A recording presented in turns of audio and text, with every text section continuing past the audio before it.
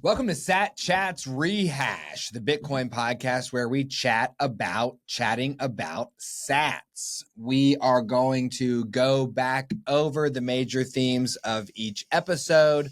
We're going to give you the top 3 takeaways. We're going to clean up our side of the street, any things we said that might be wrong or inaccurate. Then we'll dive into some open conversational threads. So this is designed for you to get a quick hit on 3 episodes to decide if you want to go back and listen to any of them. We're going to be going over number 23, Jake, number 24, Freddy, my guy, number 25, Tyler. So I'm your host, Stuart, Bitcoin Maxi, who wears prescription sunglasses to protect you and your loved ones from my Bitcoin laser eyes. I am your co-host, Chris, founder and CEO of Ithaca Hummus, Bitcoin Maxi now, officially. I think I tipped the scales. Multi-coiner and smash buyer. Famous smash buyer. Yeah, getting there. At least around here. Yeah, for real. So go on to YouTube, smash the subscribe button. When we get to 1,000 subscribers on YouTube, we'll be giving away 1 million sats to one randomly selected subscriber who is in that first 1,000 group. If you're 1,001 or 2 or 3 or anything more than that, too bad. No sats for you. Okay.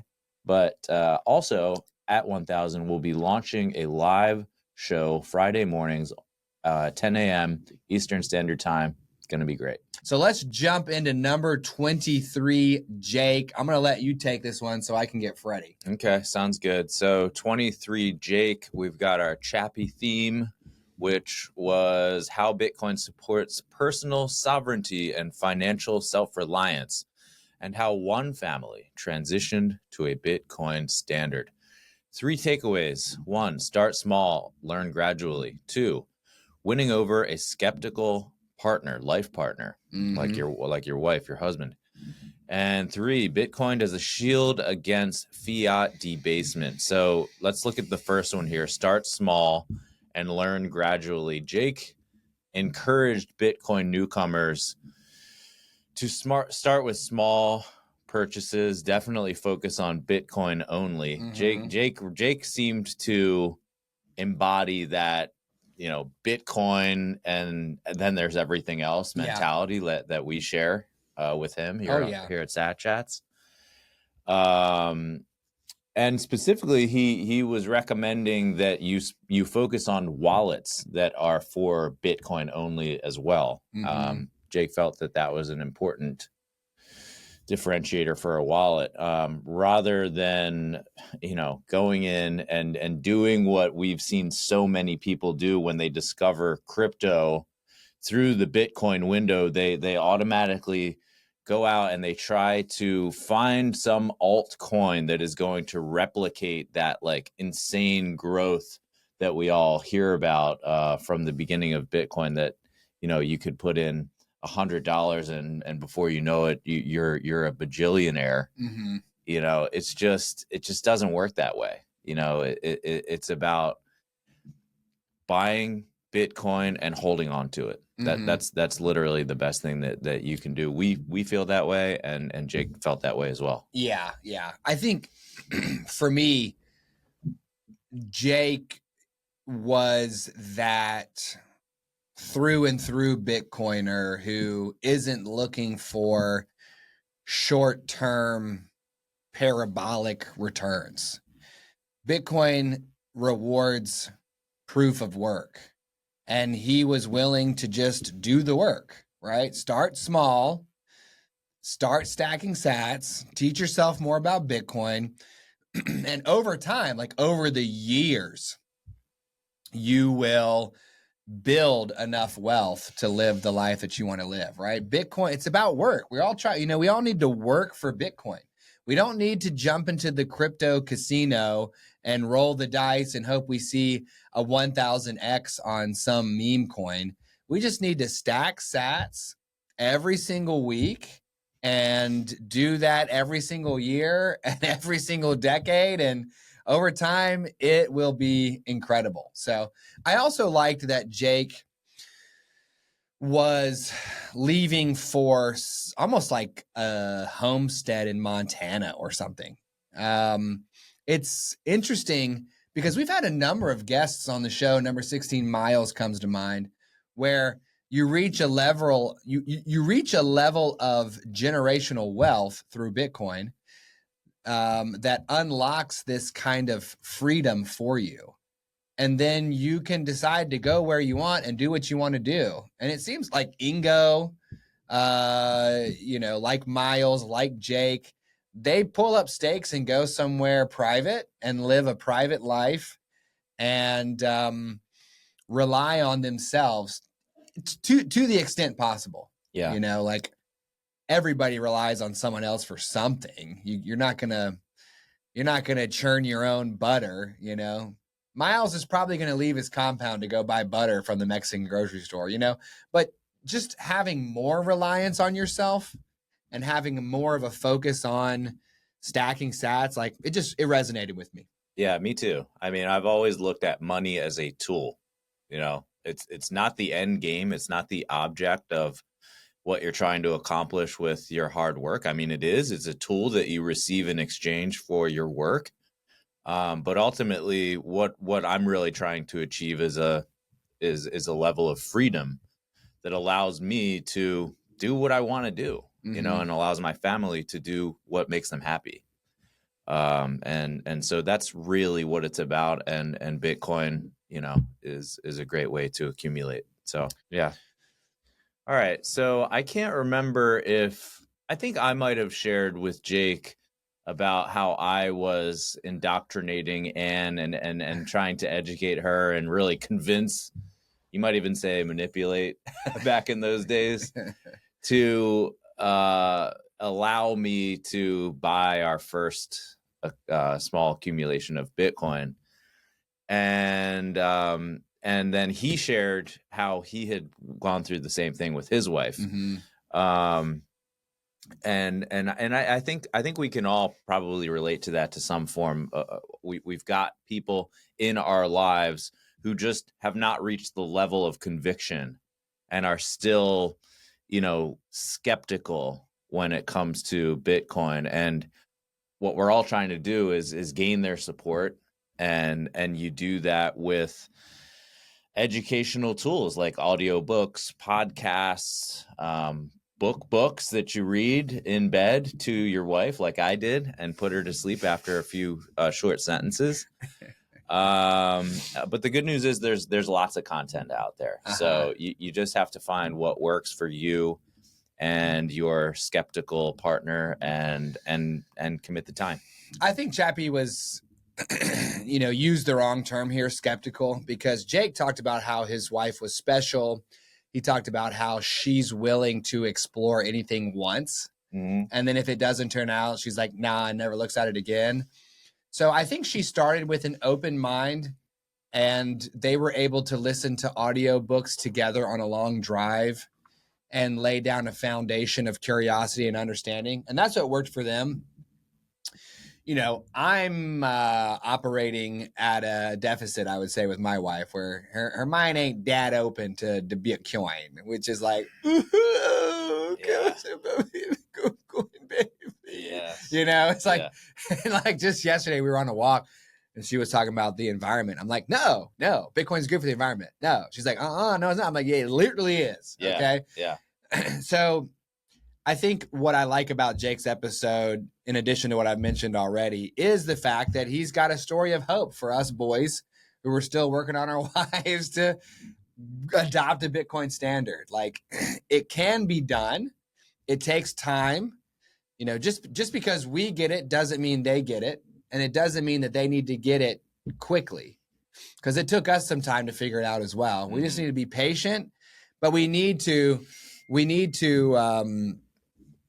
hang in there, basically, right? Like, because it's so important for couples today to get this thing. Because if they don't, I mean, couples are quite frequently pooling their financial resources to create a future for themselves and their families. Right. And they're using a money that's disintegrating Yeah. as they're trying to stack it up. Yeah. So you just have to hang in there, man. Yeah. That's actually a really good lead into the next one. Bitcoin as a shield against fiat debasement. Bam. Got it, right? Yeah. So let's jump to the inaccuracies or the mistakes here. All right. So, and I'll set it up for you because I probably remember it a little bit better than you do. He was talking about how he uses Swan. That's his exchange. And he talked about KYC, which is know your customer or know your clients, one of those. AML, which is anti-money laundering, all the hoops we all have to jump through in order to exchange our fiat currency for Bitcoin these days, at least in America. And he mentioned that one of the things he liked about Swan is that they're like actively campaigning against all that privacy invasion type stuff. So Chappie has a clarification for us here, and I thought it was worth mentioning. Okay. So what Chappie's saying is that while Swan promotes self-custody and privacy education, it is still regulated by the United States, which means that it must comply with KYC laws, know your customer laws. They are vocal about minimizing harm from KYC, but aren't outright defying or fighting KYC as claimed. I mean, we're experiencing it. It's just, I struggle with like, what are the motives behind KYC? Is it security for me? Is it to prevent some fraudulent transactions from having a negative impact on me?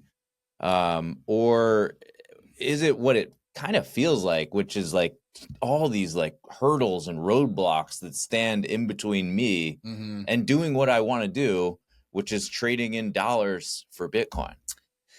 Well, unfortunately, what I've come to learn over the course of my Bitcoin journey is that the lion's share, the overwhelmingly large lion's share of funny business with money, like money laundering, happens in the traditional financial system. And there are giant banks that are 2 to 3 a year get caught and have their hand slapped. Nobody goes to jail. No leader of the company has any. They say, oh, here's some money, but we got a ton of that because we're doing shady things with money. So here's the money for your fine. I mean, it basically has no impact on them. Meanwhile, we're over here in Bitcoin, and all we want is a form of money that is good instead of a form of money that is bad. And I believe that the nation state is using these pretenses to make it difficult for you and for me, two honest Johns, to protect ourselves from the inflation that they are creating. So when we go to buy Bitcoin and we get to an exchange and they're like, well, put in your name, put in your address, now come over to your phone, do the live camera, take your face, put it to this side, it's like they're making it hard to leave. I feel like it's like when I'm asking to cancel my cable bill and they're like, oh, yeah, let me transfer you to another department. Transfer me to another department. Okay, what's your name again? What's your, okay. Well, before we cancel, do you just want the same thing you got for less? It's like, well, why am I paying the current price I'm paying if you're just going to give it to me for less if I'm threatening to leave? No, I still don't want that. Like, well, let me get to my manager. All right, hey, one last chance, bud. We're going to bundle. It's like, can you just let me leave? Yeah. Can you just let me leave? Yeah. Because I don't want to be here anymore. Yeah. I don't want this money. Yeah. I want that money. Yeah. So I do feel like it's designed to take the everyday user and put enough resistance in between that they give up and just stick with their fiat currency. It could be. It definitely feels that way. It is exhausting to go through all the stages and then the forms, and you got to provide this with your, it just seems more complicated than other forms of financial transactions that I've experienced. And Bitcoin itself is not complicated. It's not complicated. Do you want the Bitcoin? Cool. Exchange something for me that I value enough to give you this Bitcoin. Okay, deal's done. Whoop. Yeah. Bitcoin itself, the philosophical, theoretical Bitcoin is so easy, it's insane. Mm-hmm. But in practice, our nation states are making it harder than it needs to be. Yeah. Okay. Maybe there's no need for you to know who I am in order for me to buy Bitcoin. Right. There's none. It's it is nowhere in Satoshi's code does it say each individual person must declare themselves in order to get some Bitcoin. It doesn't work like that. And if you found a gold coin on the street, or even if somebody dropped a $10 bill, if you picked up that $10 bill, there would not be some ethereal robot police that materializes out of the sky and says, oh, I see that you got some cash. What's your name? What's your address? It would just, it's not required for that to function. And it's not required for Bitcoin to function. But I do think the nation states are saying, this money's better than our money. What can we do to try to slow down adoption? And we love control. And this makes us feel out of control. So how can we control this a little bit further? Okay, we'll take their names. We'll tie that to their Bitcoin addresses. Now we know if Bitcoin comes in and out of that address, it belongs to him. You know, they're like creating a map of the night sky, effectively, you know, where they don't control it, but they're trying to learn as much as they can about it. Yeah. And obviously it fires me up. Let's ask the audience. I mean, comment down below. Is KYC good for Bitcoin, bad for Bitcoin? What do you think? At the risk of sounding like a dum-dum, I don't have a, well-formed opinion on it because I just haven't thought about it or studied it, but I have experience with it and it is tedious. You want to jump to number 24, Freddy? So number 24, Freddy, is my cyber buddy that I met at the Triangle Content Creator Meetup. His theme was a former crypto and meme coin enthusiast who shares his journey back to Bitcoin. I love that. Yep. I love that. Somebody who went down into the crypto casino, someone who engaged in the meme coin degeneracy, came back to Bitcoin, and he's just stacking sats like the rest of us. You know, we've gone over that journey so many times on the show already, and my hope is that our satillionaires will just skip that phase. Just take it from all the people who have come on the show and shared their stories. Skip that phase, stack sats. That's it. It's so simple that people want it to be more complicated because that's human nature. But it's not complicated. It is simple. It's dead simple. It's so simple that it's unbelievable how simple it is. But when Freddy was on sharing his journey, you know, through his story of going into that crypto and meme coin space, we were able to understand more about Bitcoin's unique decentralization, long-term value, and legitimacy as money versus the speculative chaos of the crypto market, right? Bitcoin really has some unique value propositions that aren't reproduced elsewhere. And I love coming across that because it helps remind me that Bitcoin is Bitcoin. Crypto is kryptonite. Big Daddy Bitcoin. Big Daddy Bitcoin. And it's actually right here in the 3 takeaways. Bitcoin is money. Crypto is not. Meme coins are a speculative mess. Check. And it's not too late to stack sats. Never too late. What did you like about Freddy's episode? You know, I liked... You know, I don't like this, but it's always impactful for me. And I think it's really impactful for our audience to hear those stories of like, I was maybe needed to get humbled a little bit down in the crypto casino, as you say, because I thought I was going to be able to just go and like make a bunch of money real quick. Like that's a really important lesson to learn.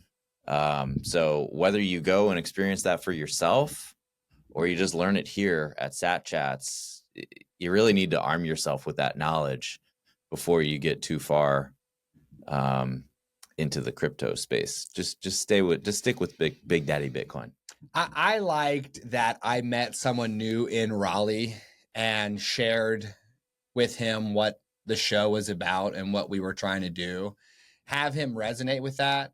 Have him pull out his smartphone and go to satchats.com and have him just go beep, boop, boop. He picked a date and time, done. And he came on the show. Yeah. I love that for us. I love when people sign up for the show, organically, locally, internationally.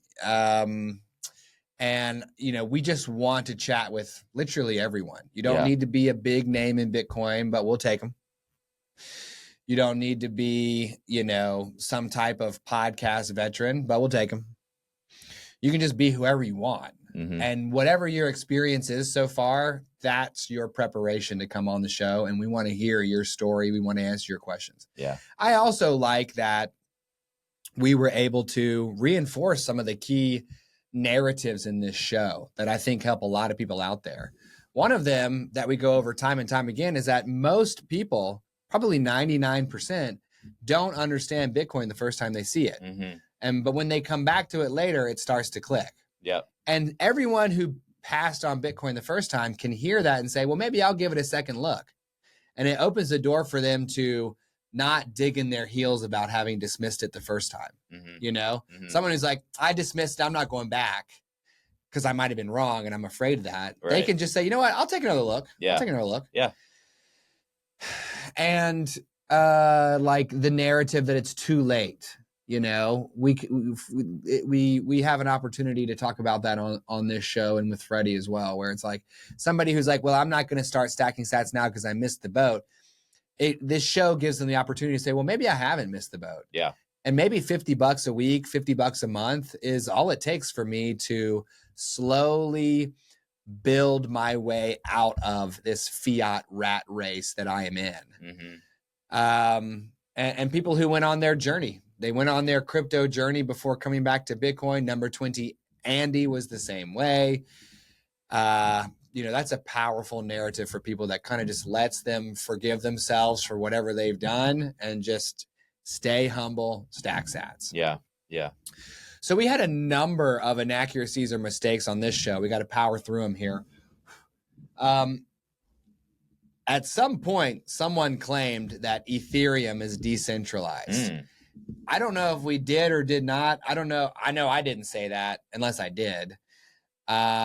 Maybe Freddy said it, or maybe Chappie picked it up somewhere, somehow in the conversation, but I thought it was worth talking about. Ethereum is a form of crypto that's often touted as the main competitor to Bitcoin, but we've learned that Bitcoin is Bitcoin, crypto is kryptonite. We'll see later with Tyler that Bitcoin is gold and crypto is oil. But the correction from Chappie is that Ethereum has faced centralization concerns, particularly after its shift to proof of stake, where validator concentration and governance decisions like rollbacks make it more centralized than Bitcoin. Could you imagine storing your wealth in something that can be rolled back? Just meaning like recaptured? Hey, you mined this bar of gold. We're going to go ahead and roll that back. You don't have it anymore. I'd be like, dude, ooh. Yeah. Where's Lucola? Ooh, gross. I don't want that. Gross. Don't roll back my generational wealth because you control the code from a central command center. Nah. That doesn't work for me. I'm going to need that decentralization. I'm going to need that and no issuer. I'm going to need that distributed consensus. Thanks. Yeah. Freddy helped us understand that the hashing process is like fixing a serial number to $1 that allows you to track that block on the blockchain. When you take all the transactions, you run through the cryptographic challenge and you're hashing that block's transaction data. You're adding a number to it, hashing it, doesn't work, add a number to it, hash it, and you keep going until you have the right outcome. He talked about how that's like a unique fingerprint or a serial number. Okay. And that really helped us to like understand for ourselves and for our satillionaires that the hashing process, which is effectively the key feature of mining Bitcoin, creates a unique string of data that cannot be, you can't like reverse engineer the information that went into it to get it. So it's kind of like taking your data and sending it down a one-way street that allows the blockchain to be secure and to connect with itself, yada, yada, yada. Chappie had a little clarification here that a hash is a cryptographic fingerprint of data, not a unique ID like a serial number. It's deterministic, but doesn't identify a coin directly. So I think what she's trying to distinguish for us is that when a miner is hashing the transactional data, it's putting a unique fingerprint onto that block, which will then be connected to the blocks before it in a chain. Okay. It's not creating a unique identifier for the Bitcoin that was transacted between individual users. So it's identifying the block, not the transactions of Bitcoin within the block. It's almost like identifying that group of transactions, not the individual Bitcoins that represent the to and fro. Okay. Yeah. And it kind of builds on here where I actually said, well, hey, if we know every single transaction from the beginning of all Bitcoin time, then not only can you track every single Bitcoin, you can track every single sat inside every single Bitcoin. And I think you still kind of can, because I guess you can follow it through, but maybe you can't track every single Satoshi inside each transaction, because how do you know which Satoshis were melted down to make the new transactions and which were returned to the original, Yeah. And Chappie clarifies, what I said, which was you can track each Satoshi. Actually, while all transactions are visible on the blockchain, Bitcoin doesn't track specific sats individually. Okay. Tools like ordinals, which I think was introduced in 2024, attempt to inscribe or track sats, but it's not native to Bitcoin's core protocol. So I made a little boo-boo. I mean, if you think about like trying to track physical US dollars, like it's you wouldn't be able to do it. Does digital currency move us if we felt like that was valuable to us? Does Bitcoin or digital currency move us in a direction that makes it more likely that we'll be able to track the individual dollars or sats or pennies or whatever? Yeah, it does. So it's probably more trackable than cash. Totally. But totally. It's way more transparent, way more accessible. Yeah. Maybe we're not at the level of tracking that I thought we could, but theoretically, that doesn't matter. Bitcoin is still the greatest. And probably over time, you might have some options to get really granular with it. Yeah. And then the last thing, this is one of my statements here. Chappie had a problem with this statement. I said, Bitcoin is worth the entire world economy. 900 trillion. Right. She says, this is speculative. Michael Saylor has said Bitcoin could capture a portion of global assets, which he values at about 900 trillion, but he doesn't say that it's worth that yet. Well, guess what, Chappie? I'm saying it's worth that much, and I will stick by that, because the hardest money hoovers up all the rest. All the easy money flows into the hardest money available.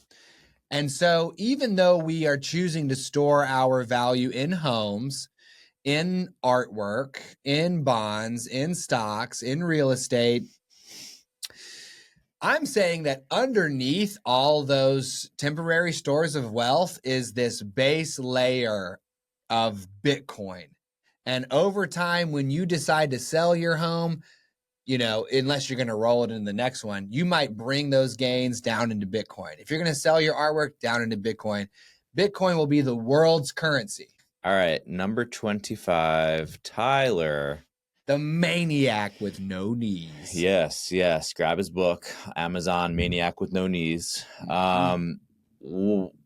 Okay. So for me personally, this was an inspiring episode. Putting Bitcoin aside for a minute, I mean, Tyler's got a lot of grit and perseverance. He has made it through some very difficult and challenging, times in his life. And he's lived to tell the story about it. And he's doing that now in a very public way through the book that he authored, being a guest on podcasts and YouTube shows like Sat Chats. And he's out there trying to spread his message, and I really appreciated that. And I'm big on perseverance. I'm big on just grit and going up against the odds and defying the odds and being successful in spite of your challenges and disabilities in some cases. And Tyler was the embodiment of that to me. So, there were a few key takeaways. Security is critical in crypto.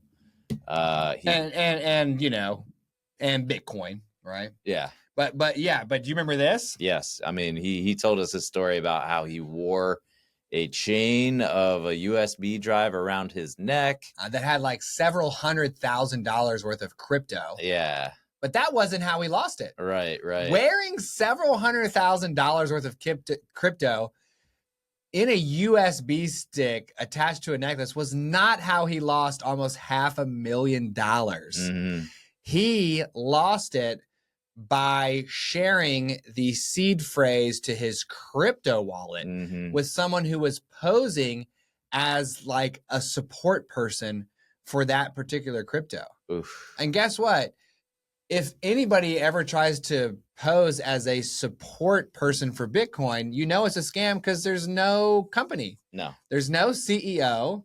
There's nothing. 1-800-BITCOIN. None of it. Not a Bitcoin thing. is a neutral money. And so nobody can help you with it the same way a help desk or a support person can help you when you're dealing with an actual company. Yeah. Yep. So he gave away his seed phrase.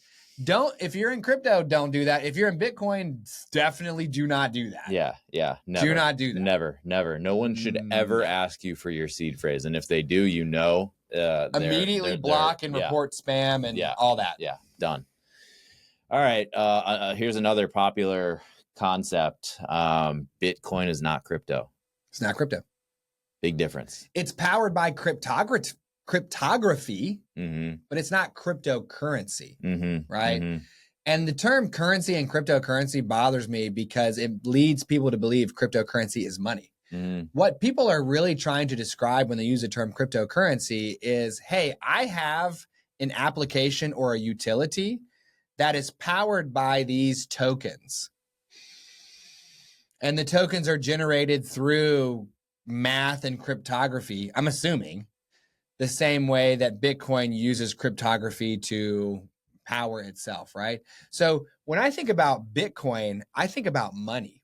When I think about cryptocurrency, I think about arcade tokens, where I'm going up to Super Street Fighter 2 and Super Street Fighter 2, it's not powered by diamonds. It's not powered by glass beads. It's not powered by gold coins. You need either, some arcade stand-ups take a quarter, right? But other arcades, they want you to turn, you put your $20 bill in and then, 200 tokens pop out and they might have the branding of the arcade on them, right? So shout out everybody who grew up in Raleigh in the 90s and went to Crabtree Valley Mall to play at the arcade there. If you were there playing Street Fighter 3 Third Strike with me and I don't know it, put yourself in the comments, man. Let's go. So you're getting a specific token that can be used to power that experience. And Tyler had a similar explanation of Bitcoin as money or Bitcoin as gold, right? With crypto like Ethereum, Solana, functioning like oil. It's almost like the cryptocurrency is a form of energy that can be used to power that application or that utility. It's a token powered application or a token powered utility. And the currency of that application or utility is that token. Right. It's not cryptographic money. It's currency for that specific thing. Yeah. So it just creates, I don't think that it was designed to be confusing. And I think for the people who named it that, it made sense. But for our satillionaires, for our Bitcoin beginners, they're like, well, people are saying Bitcoin is money, but there's also cryptocurrency because the word currency says money to them. Yeah. So it can be frustrating to basically take this big plate of spaghetti called Bitcoin and crypto, get all the meatballs off, clean all the tomato sauce off of the noodles, straighten out all the cooked noodles and leave them to dry, and then put them back in the dang carton. Mm-hmm. But that's what we have to do almost every day on this show. Yeah. Is we have to undo a plate of spaghetti. Yeah. And we're committed to doing that every single day because Bitcoin is Bitcoin, crypto is kryptonite. All right, last takeaway, mental illness does not preclude success. Yeah. And you touched on that, you know? Yeah. One thing I loved about Tyler was that he was rigorously honest. Yeah, he was. He was open about his, I think it was bipolar 1 disorder. I can't remember. I'm not familiar with those different types. My understanding is that if you're bipolar, you're kind of like way up, then maybe you're way down, then maybe you're way up again. But ultimately, he shared that he had mental health issues. He tried to kill himself, I think more than once. Yeah.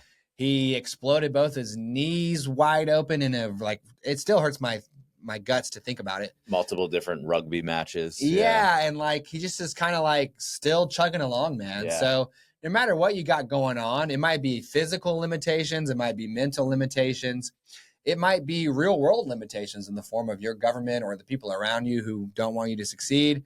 You can be like the maniac with no knees and just keep going hard. Yep. Perseverance. Yeah.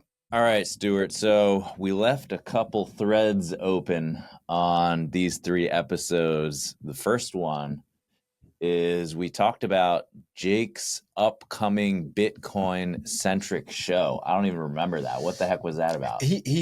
So Jake has like a podcast network full of different, content types or different lines of content. And he was getting ready to make a podcast with like 2 or 3 individuals that he described as being like up there. I don't know if they were like, did he describe them as like hardcore libertarians or something? Like, it just sounded like it was going to be like, if you're already down the rabbit hole and you're a Bitcoiner and like you want some like maxi content, it kind of sounded like that. Okay. Or maybe political Bitcoins. I don't know. Okay. Next one, in Freddy's episode, we obviously went through his story of Bitcoin and then crypto NFTs, and I know he got pretty beat up in the meme coin space. I think the question Chappie is posing here, where she says, will Freddy's Bitcoin journey stay on track? Mm-hmm. Now that he has picked himself up off the floor of the crypto casino and dusted himself off and is just on the straight and narrow again, stacking sats, will he stay true to Bitcoin, or will he, basically meme coin crypto relapse? Relapse. Yeah, good word for it. Is he going to go out and buy some, silly item that really requires, you only have, and he said, you only have minutes or even seconds to get in and out of these, meme coins. So she wants to know whether he will relapse into the world of crypto, whether he will stay true to Bitcoin. And if he stays true to Bitcoin, how will he have done over the 9 months? Will he have smashed? Will he have done a dollar cost average? Will he do a dry powder? So we just want to kind of follow along in his Bitcoin journey as a recovering crypto trader. Well, Freddy, if you're out there, if you're listening, if you trip, if you slip, if you don't have enough free cash to buy the dip Oh, damn. because you pumped it all into meme coins, just come on back. Give us a call. Yeah. We'll help you get back on track. Come man. pick up a nice, clean, white Satoshi, okay? All right. Okay. That was a good one. Okay. Tyler's future in crypto or entrepreneurship. We kind of left that a little open ended. Is Tyler going to build some crypto company in the future? Yeah. So Tyler's story was really interesting because he did well in crypto. Then he got wrecked because he shared the keys to his crypto with a fake support person. Mm-hmm. And he also attempted to start this like decentralized organization for Major League Rugby in America, where it was almost like you could have a rugby team that was managed through a distributed network of people who were interested in it. Like if you could imagine like a football team where the group conscience is determining whether to, send a player off or to buy a new player. It was like it was wild. We have seen this little kind of recurring theme of guests who are operating kind of around the fringes of Bitcoin, maybe because they were inspired by the decentralized nature of Bitcoin, where they are building these decentralized consensus models. Yeah. And I feel like this is kind of an example of that. Totally. There does seem to be a number of people who want to they want to take the distributed consensus and they want to jump on that. So Jordan built a distributed consensus model for artificial intelligence, where everyone jumps in and makes predictions about the future, and I assume they're rewarded if their predictions come true. And Robin had the decentralized consensus for governance. And here Tyler had that kind of like, hey, let's manage a rugby team in a decentralized fashion versus having a single owner and a single manager. It's like, let's all jump in. I think that this decentralized consensus is pretty neat. It's part of it. That was one of like the last pieces of the Bitcoin puzzle to click for me. Oh my goodness, Bitcoin has value because it is operated by the network of users and supporters. It's a decentralized, it's a distributed consensus. It's the group conscience, right? Yeah. And I think that organizations that operate this way, there's something there. Yeah. And Tyler didn't get quite off the ground. I think maybe he was in a manic episode during that time and eventually, maybe got it to a certain spot and then kind of like crashed and burned because of his bipolar 1 disorder. And I remember him talking about how he's kind of in maybe a lower, I think, what does my dad say? A low energy phase or something. I don't know.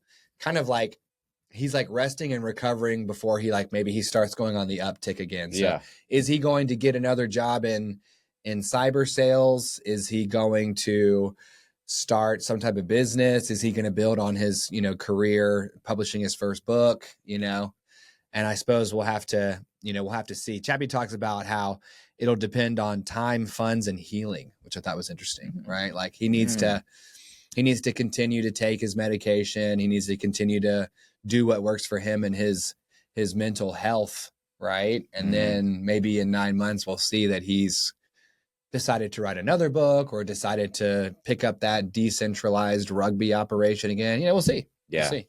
Keep stacking up days, keep stacking up sats, get better.